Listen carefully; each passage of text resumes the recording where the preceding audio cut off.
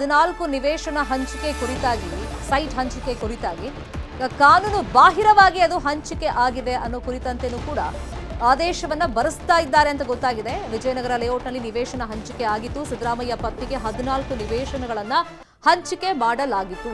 ಪರಿಹಾರದ ಹೊರತಾಗಿಯೂ ಕೂಡ ಪರಿಹಾರದ ಬಳಿಕವೂ ಡಿನೋಟಿಫಿಕೇಶನ್ ಮಾಡಲಾಗಿದೆ ಅನ್ನೋ ಗಂಭೀರ ಆರೋಪ ಸಿಎಂ ಕುಟುಂಬದ ಮೇಲಿದೆ. ಇದರಲ್ಲಿ ಸಿಎಂ ಕೂಡ ನೇರವಾಗಿ ಪಾಲ್ಗೊಂಡಿದ್ದಾರೆ ಅನ್ನೋ ಆರೋಪ ಇದೆ. ತಮ್ಮ ಪ್ರಭಾವವನ್ನ ಬಳಸಿದ್ದಾರೆ ಅಂತೇಳಿ ಅವರು ಸಹಿ ಮಾಡಿರ್ಲಿ ಮಾಡದೇ ಇರಲಿ ಆದ್ರೆ ಪ್ರಭಾವವನ್ನ ಬಳಸಿದ್ದಾರೆ. ಬದಲಿ ನಿವೇಶನಕ್ಕೆ ಮನವಿ ಕೂಡ ಸಲ್ಲಿಸಿದ್ರಲ್ಲ, ಇದೆಲ್ಲ ಕಾನೂನು ಬಾಹಿರವಾಗಿ ನಡೆದಿರುವಂತಹ ಚಟುವಟಿಕೆಗಳು. ಇನ್ನು ಭೂ ಪರಿವರ್ತನೆ ಕೂಡ ಕಾನೂನು ಬಾಹಿರವಾಗಿದೆ. ಈ ಬಗ್ಗೆನೂ ಕೂಡ ಜಡ್ಜ್ ಆದೇಶವನ್ನ ಬರೆಸ್ತಾ ಇದ್ದಾರೆ. ಇನ್ನೇನು ಕೆಲವೇ ಕ್ಷಣಗಳಲ್ಲಿ ಈ ಬಗ್ಗೆ ಆದೇಶ ಜನಪ್ರತಿನಿಧಿಗಳ ವಿಶೇಷ ಕೋರ್ಟ್ನಲ್ಲಿ ಪ್ರಕಟವಾಗುತ್ತೆ. ಎಲ್ಲದರ ಬಗ್ಗೆನೂ ಸುದೀರ್ಘವಾಗಿ ಸ್ಪಷ್ಟವಾಗಿ ಆದೇಶವನ್ನ ಸದ್ಯಕ್ಕೆ ಜಡ್ಜ್ ಬರೆಸ್ತಾ ಇದ್ದಾರೆ. ಅಭಿವೃದ್ಧಿ ಹೊಂದುತ್ತಿರುವಂತಹ ಲೇಔಟ್ನಲ್ಲಿ ಖರೀದಿ ಮಾಡಿಕೊಂಡಿದ್ದಾರೆ. ಈ ಬಗ್ಗೆಯೂ ಕೂಡ ಆದೇಶವನ್ನ ಬರೆಸ್ತಾ ಇದ್ದಾರೆ ಜಡ್ಜ್. ಪರಿಹಾರದ ಬಳಿಕವೂ ಡಿನೋಟಿಫಿಕೇಶನ್ ಇಲ್ಲ ಆಗಿದೆ. ಸಿಎಂ ಕುಟುಂಬಸ್ಥರು ನೇರವಾಗಿ ಇದರಲ್ಲಿ ಪಾಲುದಾರರು, ಪ್ರಭಾವ ಬಳಸಿದ್ದಾರೆ ಸಿಎಂ. ಸೊ ಈ ಬಗ್ಗೆ ದೂರುದಾರರು ಕೋರ್ಟ್ನಲ್ಲಿ ಅವ್ರ ಪರ ವಕೀಲರ ಮುಖಾಂತರ ವಾದವನ್ನ ಮಂಡನೆ ಮಾಡಿಸಿದ್ರು. ವಿಜಯನಗರ ಲೇಔಟ್ನಲ್ಲಿ ನಿವೇಶನ ಹಂಚಿಕೆ ವಿಷಯವಾಗಿ, ಸೈಟ್ ಹಂಚಿಕೆ ವಿಷಯವಾಗಿ 14 ಸೈಟ್ಗಳು ಸಿಎಂ ಪತ್ನಿ ಪಾರ್ವತಿ ಅವರಿಗೆ ತವರು ಮನೆಯಿಂದ ಗಿಫ್ಟ್ ರೂಪದಲ್ಲಿ ಬಂದಿತ್ತು ಅಂತ ಇವರು ಹೇಳ್ತಾ ಇದ್ರು ಕೂಡ ಇದು ಕಾನೂನು ಬಾಹಿರವಾಗಿ ತಗೊಂಡಿದ್ದಾರೆ ಅಂತ ಹೇಳಿ ಈಗ ಚರ್ಚೆಗಳು ನಡೀತಾ ಇರೋದು. ಗಂಗಾಧರ್ ಈಗ ಬದಲಿ ನಿವೇಶನಕ್ಕೆ ಮನವಿ ಸಲ್ಲಿಕೆ ಮಾಡಿದ್ದು, ಪರಿಹಾರದ ಬಳಿಕವೂ ಕೂಡ ಡಿನೋಟಿಫಿಕೇಶನ್ ಮಾಡಿಸ್ಕೊಂಡಿರೋದು, ಮತ್ತೆ ಭೂ ಪರಿವರ್ತನೆ. ಸೊ ಇದ್ರ ಬಗ್ಗೆನೂ ಕೂಡ ಸ್ಪಷ್ಟವಾಗಿ ಇವತ್ತು ಆದೇಶ ಬರುವಂತ ಚಾನ್ಸಸ್ ಇದೆ. ಯಾಕಂದ್ರೆ ಆದೇಶವನ್ನ ಬರೆಸ್ತಾ ಇದ್ದಾರೆ ಜಡ್ಜ್. ಎಸ್ ಶರ್ಮಿತಾ ಶೆಟ್ಟಿ, ಪ್ರಮುಖವಾಗಿ ಸಿಎಂ ಪಾತ್ರದ ಬಗ್ಗೆಯೂ ಕೂಡ ಈಗ ಅವರ ಆದೇಶವನ್ನ ಬರೆಸ್ತಾ ಇರುವಂತದ್ದು, ಜೊತೆಗೆ ಕಾನೂನು ಬಾಹಿರ ಭೂ ಪರಿವರ್ತನೆ ಬಗ್ಗೆಯೂ ಕೂಡ ಈಗ ಆದೇಶವನ್ನ ಬರೆಸ್ತಾ ಇದ್ದಾರೆ ಅನ್ನೋದ್ರ ಬಗ್ಗೆ ಮಾಹಿತಿ ಸಿಗ್ತಾ ಇದೆ.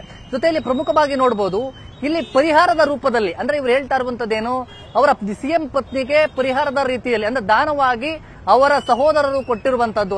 ಆದ್ರೆ ಅವರು ಜಮೀನು ಕೊಟ್ಟಿರುವ ಹೋಗಿರೋದು ಒಂದು ಕಡೆ, ಪಡ್ಕೊಂಡಿರುವುದು ಒಂದೊಂದು ಕಡೆ. ವಿಜಯನಗರದಲ್ಲಿ 14 ಸೈಟ್ಗಳನ್ನ ಪಡ್ಕೊಂಡಿರುವಂತದ್ದು ಏನಿದೆ ಅದು ಹೆಚ್ಚಾಗಿ ಸುಮಾರು 50 ಕೋಟಿಗೂ ಹೆಚ್ಚು ಬೆಲೆ ಬಾಳುವಂತಹ ಒಂದು ಪ್ರಾಪರ್ಟಿಯನ್ನ ಸೈಟ್ಗಳನ್ನ ಪಡ್ಕೊಂಡಿದ್ದಾರೆ. ಇದು ಕಾನೂನು ಬಾಹಿರ, ಕಾನೂನು ವಿರುದ್ಧವಾಗಿ ಅವರು ಸಿಎಂ ಹಸ್ತಕ್ಷೇಪದಿಂದ ಇದು ಸೈಟ್ಗಳನ್ನ ಪಡೆಯಲಾಗಿದೆ ಅನ್ನೋದ್ರ ಬಗ್ಗೆ ಅವರು ಗಂಭೀರವಾದಂತಹ ಆರೋಪಗಳನ್ನ ಮಾಡ್ತಾ ಇದ್ರು. ಅದೇ ರೀತಿಯಾಗಿ ಈಗ ಕಾನೂನು ಬಾಹಿರ ಭೂ ಪರಿವರ್ತನೆಯ ಬಗ್ಗೆಯೂ ಕೂಡ ಈಗ ಆ ಆದೇಶವನ್ನ ಬರೆಸ್ತಾ ಇದ್ದಾರೆ. ಮತ್ತೆ ಇದರಲ್ಲಿ ಸಿಎಂ ಅವರ ಪಾತ್ರ ಏನಿದೆ ಅನ್ನೋದ್ರ ಬಗ್ಗೆ ಕೂಡ ಆದೇಶದಲ್ಲಿ ಬರೆಸಲಾಗ್ತಾ ಇರುವಂತದ್ದು. ಮತ್ತೆ 2004ರಲ್ಲಿ ಇವರು ಉಪಮುಖ್ಯಮಂತ್ರಿ ಆಗಿದ್ರು ಸಿದ್ದರಾಮಯ್ಯನವರು. ನೋಡಬಹುದು ಈ ಬಗ್ಗೆ ಟಿಜೆ ಅಬ್ರಾಂ ಪರ ವಕೀಲರಾಗಿರುವಂತಹ ರಂಗನಾಥ್ ರೆಡ್ಡಿ ಅವರು ಹೈಕೋರ್ಟ್ ಅಲ್ಲಿ ವಾದ ಮಾಡಿದ್ರು. ಜೊತೆಯಲ್ಲಿ ಪ್ರದೀಪ್ ಕುಮಾರ್ ಪರವಾಗಿ ಕೂಡ ಪ್ರಭುಲಿಂಗ ನಾವದಿಗೆ ಅವರು ಕೂಡ ಆ ಬಗ್ಗೆ ಪ್ರಸ್ತಾಪವನ್ನ ಮಾಡಿದ್ರು. ಜೊತೆಯಲ್ಲಿ ರಾಜ್ಯಪಾಲರ ಅವರ ವಕೀಲರ ಇಲ್ಲಿ ತುಷಾರ್ ಮೆಹ್ತಾ ಏನಿದ್ದಾರೆ ಅವರು ಸ್ಪಷ್ಟವಾಗಿ ಒಂದು ವಾದವನ್ನ ಮಾಡುವಂತಹ ಸಂದರ್ಭದಲ್ಲಿ ಇವರು ಸಿಎಂ ಮುಖ್ಯಮಂತ್ರಿ ಆಗಿರುವಂತಹ ಸಿದ್ದರಾಮಯ್ಯನವರು ಇವರು ಸೈಟ್ಗಳನ್ನ ಪಡೆದುವಂತಹ ಸಂದರ್ಭದಲ್ಲಿ ಉಪಮುಖ್ಯಮಂತ್ರಿ 2004ರಲ್ಲಿ ಆಗಿದ್ರು. ಆ ಸಂದರ್ಭದಲ್ಲಿ ಇವರು ಸೈಟ್ಗಳನ್ನ ಪಡೆಯಲಾಗಿದೆ ಅನ್ನೋ ರೀತಿಯಲ್ಲೂ ಕೂಡ ಈ ಎಲ್ಲಾ ದೂರುದಾರ ಪರ ವಕೀಲರು ಕೂಡ ವಾದವನ್ನ ಮಾಡಿದ್ರು.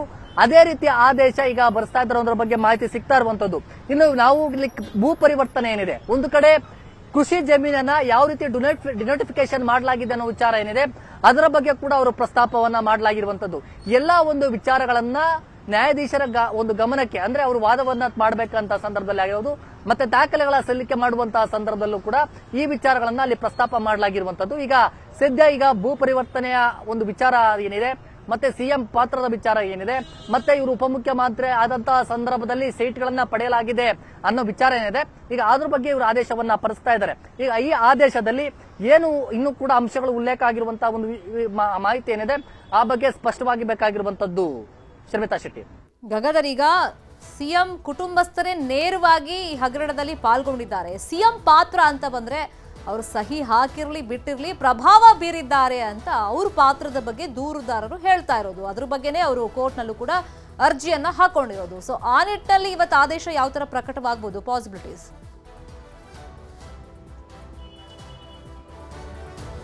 ಶರ್ಮಿತಾ ಶೆಟ್ಟಿ, ಈಗ ಪ್ರಮುಖವಾಗಿ ಇಲ್ಲಿ ಅಂಶಗಳನ್ನ ನೋಡೋದಾದ್ರೆ, ಅಂದ್ರೆ ನ್ಯಾಯಾಧೀಶರು ಬರೆಸ್ತಾ ಇರುವಂತಹ ಜಡ್ಜ್ಮೆಂಟ್ ನ ಒಂದು ಅಂಶಗಳನ್ನ ನೋಡೋದಾದ್ರೆ ಪ್ರಮುಖವಾಗಿ ಸಿಎಂಗೆ ಇದು ದೊಡ್ಡ ಶಾಕ್ ಅಂತಾನೆ ಹೇಳ್ಬೋದು. ಅದು ಈಗ ಆ FIR ಆಗೋಗುವಂತ ಬಹುತೇಕ ಎಲ್ಲಾ ಸಾಧ್ಯತೆಗಳು ಕೂಡ ಈ ಆದೇಶದ ಮೂಲಕ ಗೊತ್ತಾಗ್ತಾ ಇದೆ. ಯಾಕಂದ್ರೆ ಇಲ್ಲಿ ದೇವರಾಜು ಹೆಸರಿಗೆ ಡಿನೋಟಿಫಿಕೇಶನ್ ಆಗಿರುವಂತದ್ದಾಗಿರ್ಬೋದು, ಮತ್ತೆ ಪರಿಹಾರ ನಿಗದಿ ಆದಂತ ಬಳಿಕವೂ ಕೂಡ ಡಿನೋಟಿಫಿಕೇಶನ್ ಆಗಿದೆ ಅನ್ನೋದರ ಬಗ್ಗೆ ಉಲ್ಲೇಖ ಮಾಡಲಾಗ್ತಾ ಇರುವಂತದ್ದು.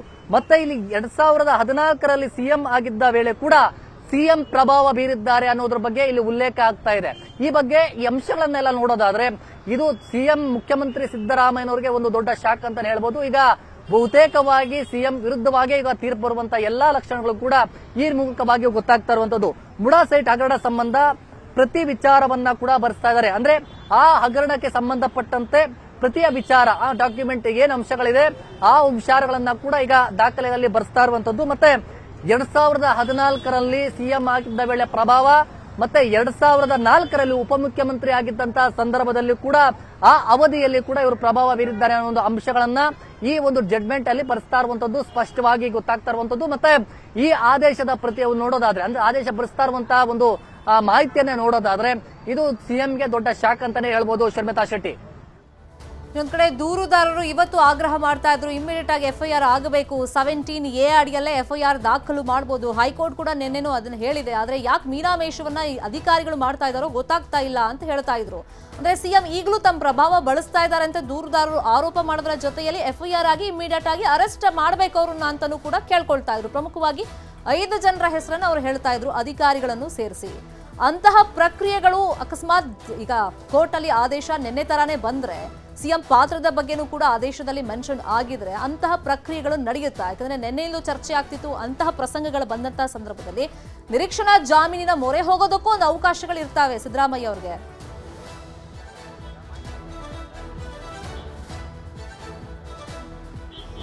ಶರ್ಮಿತಾ ಶೆಟ್ಟಿ, ಪ್ರಮುಖವಾಗಿ ಒಂದು ವೇಳೆ ಏನಾದರೂ ಆದೇಶ ಬಂದಂತಹ ಸಂದರ್ಭದಲ್ಲಿ, ಅದು ಸಿಎಂ ವಿರುದ್ಧವಾಗಿ ಆದೇಶ ಬಂದಂತಹ ಸಂದರ್ಭದಲ್ಲಿ ಇಲ್ಲಿ ಪ್ರಮುಖವಾಗಿ ಯಾವ ತನಿಖಾ ಸಂಸ್ಥೆಗೆ FIR ಅನ್ನ ಮಾಡೋಕೆ ಅಲ್ಲಿ ಆದೇಶವನ್ನ ಕೊಡ್ತಾರೆ ಅನ್ನೋದು ಕೂಡ ಅದರ ಮೇಲೆ ಕೂಡ ನಿಂತಿರುವಂತದ್ದು.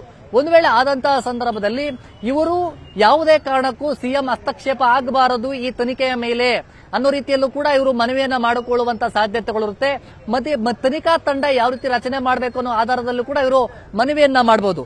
ಆದ್ರೆ ಇಲ್ಲಿ ರಾಜ್ಯಪಾಲರ ಅನುಮತಿ ಬಳಿಕವೂ ಕೂಡ ಹೈಕೋರ್ಟ್ ಪ್ರಶ್ನಿಸಲಾಗಿರುವಂತಹ ಅಂಶ ಆಗಿರಬಹುದು, ಮತ್ತೆ 17A ಅಡಿಯಲ್ಲಿ ರಾಜ್ಯಪಾಲರು ತನಿಖೆಗೆ ಆದೇಶ ಮಾಡಿರುವಂತದ್ದು. ಇಲ್ಲಿ ಪ್ರಮುಖವಾಗಿ ನಾ ಆಗ್ಲೇ ಹೇಳ್ತಾ ಇದ್ದೆ ಶರ್ಮಿತಾ ಶೆಟ್ಟಿ, ಹೈಕೋರ್ಟ್ ಅಲ್ಲಿ ಕೊಟ್ಟಿರುವಂತಹ ಆ ಪ್ರತಿಯನ್ನ ಏನಿದೆ, ತೀರ್ಪು ಏನಿದೆ, ಅದನ್ನ ಕೆಳ ಹಂತದ ನ್ಯಾಯಾಲಯ ಅಂದ್ರೆ ಜನಪ್ರತಿನಿಧಿಗಳ ನ್ಯಾಯಾಲಯ ಕೂಡ ಅದನ್ನ ಪರಿಗಣಿಸುತ್ತೆ.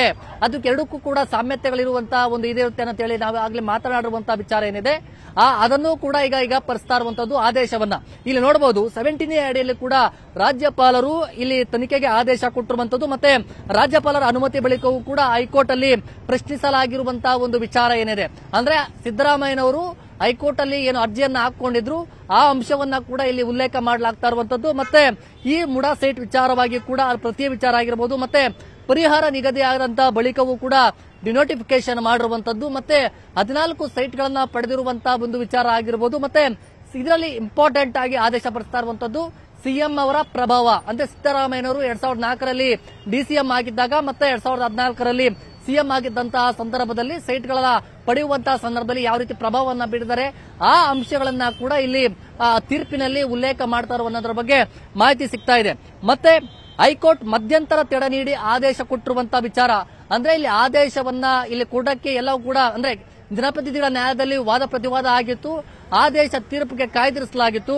ಆ ಸಂದರ್ಭದಲ್ಲಿ ಮಧ್ಯಂತರ ತಡೆಯನ್ನ ಕೊಡಲಾಗಿತ್ತು, ಅದನ್ನು ಕೂಡ ಉಲ್ಲೇಖ ಅಂದ್ರೆ ಸಂಪೂರ್ಣವಾಗಿ ಈ ತನಿಖೆಯ ಪ್ರೊಸೀಜರ್ ಏನೆಲ್ಲ ನಡೆಯಿತು ಅವೆಲ್ಲವನ್ನ ಕೂಡ ಈಗ ನ್ಯಾಯಾಧೀಶರು ಗಜಾನನ ಭಟ್ ಅವರು ಅದನ್ನ ಉಲ್ಲೇಖ ಮಾಡ್ತಾ ಇದ್ದಾರೆ.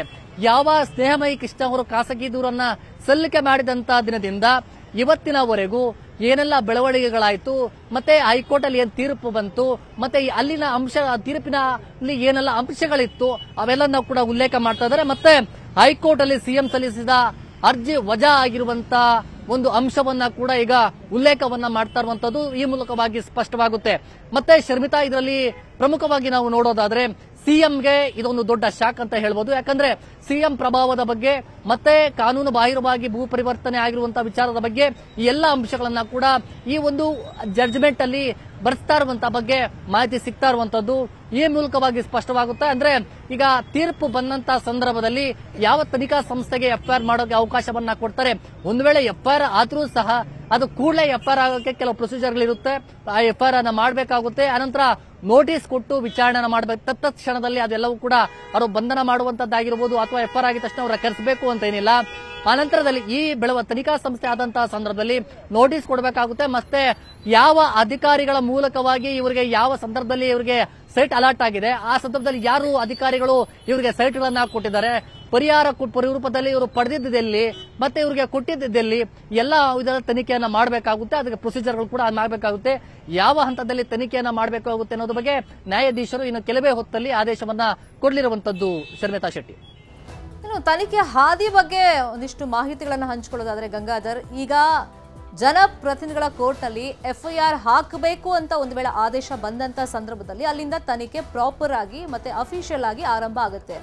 ಸೊ ಆ ನಂತರ ಏನೇನಾಗುತ್ತೆ? ಕಾರಣ ಇಲ್ಲಿ ತನಿಖೆಯ ಹಾದಿ ನಡೆಯೋವರೆಗೂ ಒಂದ್ ಕಡೆ ವಿಪಕ್ಷಗಳಿದೆ, ಅಸ್ತ್ರ ಮಾಡ್ಕೊಂಡು ರಾಜೀನಾಮೆ ಕೇಳೋದಕ್ಕೆ ಪ್ರಯತ್ನಗಳನ್ನು ಪಡ್ತಾ ಇದ್ರೆ ಯಾವುದೇ ಕಾರಣಕ್ಕೂ ನಾನು ತಪ್ಪು ಮಾಡಿಲ್ಲ, ಯಾಕೆ ರಾಜೀನಾಮೆ ಕೊಡಬೇಕು ಅಂತ ಬಹಳ ಆತ್ಮವಿಶ್ವಾಸದಿಂದ ಈಗಲೂ ಸಿದ್ದರಾಮಯ್ಯ ಅವರು ಹೇಳ್ತಾ ಇರೋದ್ರಿಂದ ಈ ತನಿಖೆಯ ಹಾದಿ ಎಷ್ಟು ಸುದೀರ್ಘವಾಗಿರಬಹುದು?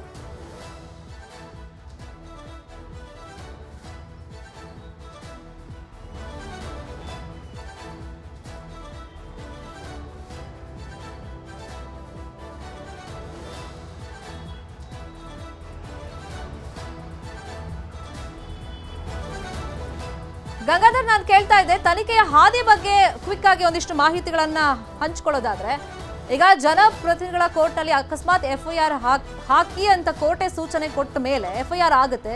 ತದನಂತರ ತನಿಖೆಯ ಹಾದಿ ಹೇಗಿರುತ್ತೆ? ಯಾಕಂದ್ರೆ ರಾಜಕೀಯವಾಗಿನೂ ಕೂಡ ಅದರ ಲಾಭವನ್ನ ಪಡ್ಕೊಳ್ಳೋದಕ್ಕೆ ವಿಪಕ್ಷಗಳು ಕೂಡ ಪ್ರತಿಭಟನೆಯನ್ನ ಆರಂಭ ಮಾಡಿದ್ದಾಗಿದೆ, ರಾಜೀನಾಮೆ ಕೊಡಲೇಬೇಕು ಸಿದ್ದರಾಮಯ್ಯ ಅವರು ಅಂತ. ಬಟ್ ತನಿಖೆ ಎದುರಿಸೋದಕ್ಕೆ ನಾನು ಸಿದ್ಧ, ನಾನು ತಪ್ಪೇ ಮಾಡಿಲ್ಲ, ಸೊ ನಾನು ಯಾಕೆ ರಾಜೀನಾಮೆ ಕೊಡಬೇಕು ಅಂತ ಅವ್ರು ಹೇಳ್ತಾ ಇದ್ರು. ಹಾಗಾಗಿ ತನಿಖೆಯ ಹಾದಿ ಎಷ್ಟು ಸುದೀರ್ಘವಾಗಿರಬಹುದು? ಪಾಸಿಬಿಲಿಟೀಸ್. ಶರ್ಮಿತಾ ಶೆಟ್ಟಿ, ಪ್ರಮುಖವಾಗಿ ಒಂದು ವೇಳೆ ಏನಾದ್ರೂ ಅಲ್ಲಿ ನ್ಯಾಯಾಧೀಶರು ಎಫ್ಐಆರ್ ಮಾಡೋಕೆ ಏನಾದ್ರೂ ಆದೇಶ ಕೊಟ್ಟಂತಹ ಸಂದರ್ಭದಲ್ಲಿ ಅಥವಾ ಲೋಕಾಯುಕ್ತಕ್ಕೆ ಏನಾದ್ರೂ ಅಲ್ಲಿ ಎಫ್ಐಆರ್ ಅನ್ನ ಮಾಡ್ಕೊಳ್ಬಹುದು, ತನಿಖೆ ಮಾಡಬಹುದು ಅಂತೇಳಿ ಆದೇಶ ಕೊಟ್ಟಂತಹ ಸಂದರ್ಭದಲ್ಲಿ ಇಲ್ಲಿ ತನಿಖೆ ಹಾದಿ ಏನಂತಂದ್ರೆ ಪ್ರಮುಖವಾಗಿ ಇಲ್ಲಿ ಒಂದು ಟೀಮ್, ಅಂದ್ರೆ ಈಗ ಲೋಕಾಯುಕ್ತದಲ್ಲಿ ತನಿಖಾ ತಂಡವನ್ನ ಅವರು ಪ್ರಿಪೇರ್ ಮಾಡಬೇಕಾಗುತ್ತೆ. ಡಿವೈಎಸ್ಪಿ ರ್ಯಾಂಕ್ ಅಲ್ಲಿ ಅಥವಾ ಎಸ್ಪಿ ಅವರ ಒಂದು ನೇತೃತ್ವದಲ್ಲಿ ಒಂದು ತನಿಖೆಯನ್ನ ಮಾಡಬೇಕಾಗುತ್ತೆ. ಅಲ್ಲಿ ಎಸ್ಪಿ ಆಗಿರಬಹುದು ಅಥವಾ ಡಿವೈಎಸ್ಪಿ ಅವರ ಅಂಡರ್ ಅಲ್ಲಿ ಇನ್ಸ್ಪೆಕ್ಟರ್ ಮತ್ತೆ ಕೆಲ ಸಿಬ್ಬಂದಿಗಳ ಒಂದು ನೇಮಕ ಮಾಡಿಕೊಳ್ಬೇಕಾಗುತ್ತೆ. ಮತ್ತೆ ಆದೇಶ ಯಾರು ದೂರುದಾರಿದ್ದಾರೆ ಅವರ ಒಂದು ದಾಖಲೆಗಳನ್ನ ಈ ಮೂಲಕವಾಗಿ ಅವರು ತೆಗೆದುಕೊಳ್ಬೇಕು. ಆನಂತರ ಪ್ರೊಸೀಜರ್ ಪ್ರಾರಂಭ ಮಾಡಬೇಕು. ಮತ್ತೆ ಪಿಸಿಆರ್ ನಡಿ ಈಗ ಬಿಎನ್ಎಸ್ ಅಡಿಯಲ್ಲಿ ಎಫ್ಐಆರ್ ಅನ್ನ ಮಾಡಬೇಕು ಅಥವಾ ಸಿಆರ್ಪಿಸಿಯಲ್ಲಿ ಎಫ್ಐಆರ್ ಅನ್ನ ಮಾಡಬೇಕು ಅಂತ ಆದೇಶ ಕೊಟ್ಟಂತ ಸಂದರ್ಭದಲ್ಲಿ ಅದರ ಆಧಾರಿತವಾಗಿ ಎಫ್ಐಆರ್ ಅನ್ನ ಮಾಡ್ಕೊಳ್ಬೇಕು. ಇಲ್ಲಿ ಆರೋಪಿ ಸ್ಥಾನದಲ್ಲಿ ಯಾರನ್ನ ಕೊಡಬೇಕು ಅಂತೇಳಿ ಇಲ್ಲಿ ಜಡ್ಜ್ಮೆಂಟ್ ಅನ್ನ ಮಾಡಿದ್ರೆ, ಅದೇ ರೀತಿಯಾಗಿ ಸಿದ್ದರಾಮಯ್ಯ ಆಗಿರಬಹುದು ಅಥವಾ ಎಕ್ಸೆಟ್ರಾ ಬೇರೆ ಅಧಿಕಾರಿಗಳೇನಿದ್ದಾರೆ ಅವರ ಕುಟುಂಬಸ್ಥರ ಬೇರೆ ಯಾರಾದ್ರೂ ಬಂದಂತಹ ಸಂದರ್ಭದಲ್ಲೂ ಕೂಡ ಅಲ್ಲಿ ಎಫ್ಐಆರ್ ಅಲ್ಲಿ ನಮೂದನೆ ಮಾಡಬೇಕಾಗುತ್ತೆ. ಆ ಬಳಿಕ ಇನ್ವೆಸ್ಟಿಗೇಷನ್ ಪ್ರಾರಂಭ ಆದಂತಹ ಸಂದರ್ಭದಲ್ಲಿ ಯಾರು ಆರೋಪಿ ಸ್ಥಾನದಲ್ಲಿ ಇರ್ತಾರೆ ಅವರಿಗೆ ನೋಟಿಸ್ ಅನ್ನ ಕೊಟ್ಟು ವಿಚಾರಣೆ ಮಾಡಬೇಕಾಗುತ್ತೆ. ಮತ್ತೆ ಆ ಸ್ಥಳ ಯಾವುದಿದೆ, ವಿಜಯನಗರದ 14 ಸೈಟ್ಗಳನ್ನ ಪಡೆದಿರುವಂತಹ ಬಳಿ ಆಗಿರಬಹುದು, ಮತ್ತೆ ಯಾವ ಮುಡದಿಂದ ಸೈಟ್ ಅನ್ನ ಪಡ್ಕೊಳ್ಳಲಾಗಿದೆ, ಆ ಅಧಿಕಾರಿಗಳು ಯಾರು ಅಧಿಕಾರಿಗಳಿದ್ರು, ಆ ಸಂದರ್ಭದಲ್ಲಿ ಯಾರು ಅಧ್ಯಕ್ಷರಾಗಿದ್ರು, ಮತ್ತೆ ಯಾರ ಮೂಲಕವಾಗಿ ಇವರು ಅಕ್ರಮವಾಗಿ ಸೈಟ್ಗಳನ್ನ ಪಡೆದಲಾಗಿದೆ ಅಂತೇಳಿ ಅವರು ಇನ್ವೆಸ್ಟಿಗೇಷನ್ ಪ್ರಾರಂಭದ ಸಂದರ್ಭದಲ್ಲಿ ಅವರು ವಿಚಾರಣೆಗೆ ಹಾಜರಾಗಬೇಕಾಗುತ್ತೆ, ಇನ್ವೆಸ್ಟಿಗೇಷನ್ ನಡೆಸಬೇಕಾಗುತ್ತೆ. ಆ ಸಂದರ್ಭದಲ್ಲಿ ಸಿದ್ದರಾಮಯ್ಯನವರಿಗೆ ಯಾವ ರೀತಿ ಇದು ಶಾಕ್ ಅಂತ ಹೇಳಿದ್ರೆ, ಸಿದ್ದರಾಮಯ್ಯನವರು ಕೂಡ ವಿಚಾರಣೆಗೆ ಒಂದು ವೇಳೆ ಇದರಲ್ಲಿ ಬಂದಂತಹ ಸಂದರ್ಭದಲ್ಲಿ ಅವರು ಕೂಡ ವಿಚಾರಣೆಗೆ ಹಾಜರಾಗಬೇಕಾಗುತ್ತೆ. ಮತ್ತೆ ಎಫ್ಐಆರ್ ಅಲ್ಲಿ ಅವರ ಹೆಸರು ಉಲ್ಲೇಖ ಆದಂತಹ ಸಂದರ್ಭದಲ್ಲಿ ಅದಕ್ಕೆ ಪೂರಕವಾದಂತಹ ಸಾಕ್ಷ್ಯಾಧಾರಗಳನ್ನ ಮತ್ತೆ ಹೇಳಿಕೆ ವಿಚಾರಣೆ ಆದಂತಹ ಸಂದರ್ಭದಲ್ಲಿ ಆ ವಿಚಾರಣೆಯನ್ನ ಎದುರಿಸಬೇಕಾಗುತ್ತೆ. ತತ್ಕ್ಷಣದಲ್ಲೇ ಇವೆಲ್ಲವೂ ಕೂಡ ಪ್ರೊಸೀಜರ್ ಆಗೋದಿಲ್ಲ. ಅಂದ್ರೆ ಇದಕ್ಕೆ ಕೆಲವು ಸಮಯಾವಕಾಶಗಳು ಕೂಡ ಆಗಬೇಕಾಗುತ್ತೆ. ಒಂದು ಟೀಮ್ ಅನ್ನೋದು ರೆಡಿ ಆಗಬೇಕು. ಅದಕ್ಕೆ ಒಂದು ಟೀಮ್ ಆದಂತಹ ಸಂದರ್ಭದಲ್ಲಿ ದೂರದಾರರು ಅಲ್ಲಿ ಬಂದು ಅವರು ಕೂಡ ಅದಕ್ಕೆ ದಾಖಲೆಗಳನ್ನ ಕೊಡಬೇಕು. ಮತ್ತೆ ನ್ಯಾಯಾಧೀಶರು ತೀರ್ಪಿನಲ್ಲಿ ಯಾವ ಅಂಶಗಳನ್ನ, ಅಂದ್ರೆ ಯಾವ ಹಂತದಲ್ಲಿ ಯಾವ ಮಾದರಿಯಲ್ಲಿ ತನಿಖೆಯನ್ನ ಮಾಡಬೇಕು ಅಂತ ಸೂಚನೆ ಕೊಡ್ತಾರೋ ಅದೇ ರೀತಿಯಾಗಿ ನಡೆದುಕೊಳ್ಳಬೇಕಾಗುತ್ತೆ. ಮತ್ತೆ ಒಂದು ವೇಳೆ ಏನಾದ್ರೂ ಇವರು ಪ್ರಶ್ನೆ ಮಾಡಿದ್ರೆ, ಅಂದ್ರೆ ಸಿಎಂಐ ಕೃಷ್ಣ ಪರ ವಕೀಲರು ಏನಾದ್ರೂ ನ್ಯಾಯಾಲಯದಲ್ಲೇ ಪ್ರಶ್ನೆ ಮಾಡಿದ್ರೆ, ಅಂದ್ರೆ ಇವರು ಏನು ಸರ್ಕಾರದ ಅಧೀನದಲ್ಲಿ ಸಿಎಂ ಅವರು ಹಸ್ತಕ್ಷೇಪ ಮಾಡ್ತಾರೆ, ತನಿಖೆ ಸರಿಯಾದ ರೀತಿಯಲ್ಲಿ ಮಾಡಿದ್ರೆ ಇಂಥ ರೀತಿಯಲ್ಲಿ ಮಾಡಬೇಕು ಅಂತೇಳಿ ಅವರಿಗೂ ಕೂಡ ಅಲ್ಲಿ ಪ್ರಶ್ನೆಗಳನ್ನ ಮಾಡಿದ್ರೆ ಅವರು ಕೂಡ ಆದೇಶದಲ್ಲಿ ಈ ರೀತಿಯಾಗಿ ಎಲ್ಲ ಉಲ್ಲೇಖಗಳನ್ನ ಮಾಡಿರ್ತಾರೆ. ಈಗ ಆ ಮೂಲಕವಾಗಿ ಕೆಲ ದಿನಗಳು ತನಿಖೆಯ ದೃಷ್ಟಿಯಿಂದ ಅಧಿಕಾರಿಗಳು ಯಾರಿದ್ದಾರೆ ಮತ್ತೆ ತನಿಖೆ ಅಲ್ಲಿ ಸೈಟ್ಗಳನ್ನ ಯಾವ ರೀತಿ ಪಡೆಯಲಾಗಿದೆ ಅವೆಲ್ಲ ದಾಖಲೆಗಳನ್ನ ಮೊದಲು ಅವ್ರು ತೆಗೆದುಕೊಳ್ಬೇಕು. ಎಫ್ಐಆರ್ ಆದ್ರೂ ಸಹ ಅವರು ಇನ್ವೆಸ್ಟಿಗೇಷನ್ ಪ್ರೊಸೆಸರ್ ಅಲ್ಲಿ ಎಲ್ಲವೂ ಕೂಡ ದಾಖಲೆಗಳನ್ನ ತೆಗೆದುಕೊಂಡ ನಂತರ ಅವರು ಇನ್ವೆಸ್ಟಿಗೇಷನ್ ಸ್ಟಾರ್ಟ್ ಆಗಬೇಕು, ಮತ್ತೆ ನೋಟಿಸ್ ಕೊಟ್ಟು ವಿಚಾರಣೆಗಳನ್ನ ಕರಿಬೇಕು. ವಿಚಾರಣೆಯ ಹಂತದಲ್ಲಿ ಯಾರ ಪಾತ್ರ ಏನು, ಅಕ್ರಮದಲ್ಲಿ ಯಾರು ಭಾಗಿಯಾಗಿದ್ದಾರೆ, ಅದನಂತರ ಅವರನ್ನ ಬಂಧನ ಮಾಡುವಂತಹ ವಿಚಾರ ಆಗಿರ್ಬೋದು, ವಿಚಾರಣೆ ಮಾಡುವಂತದ್ದಾಗಿರ್ಬೋದು, ಮತ್ತೆ ತನಿಖೆಯನ್ನು ಮುಗಿದಂತ ಬಳಿಕ ಚಾರ್ಜ್ ಶೀಟ್ ಮಾಡುವಂತಹ ಪ್ರೊಸೀಜರ್ಗಳಿರ್ಬೋದು, ಅವೆಲ್ಲವೂ ಕೂಡ ತದನಂತರ ನಡ್ಕೊಳ್ಳುವಂತದ್ದು. ಈಗ ಸದ್ಯ ಆದೇಶದಲ್ಲಿ ಏನ್ ಬರುತ್ತೆ ಅನ್ನೋ ಕೂಡ ನೋಡಬೇಕು. ಅದರ ಆಧಾರಿತವಾಗಿ ತನಿಖೆ ನಡೆಯಲಿರುವಂತದ್ದು. ಶರ್ಮಿತಾ ಶೆಟ್ಟಿ.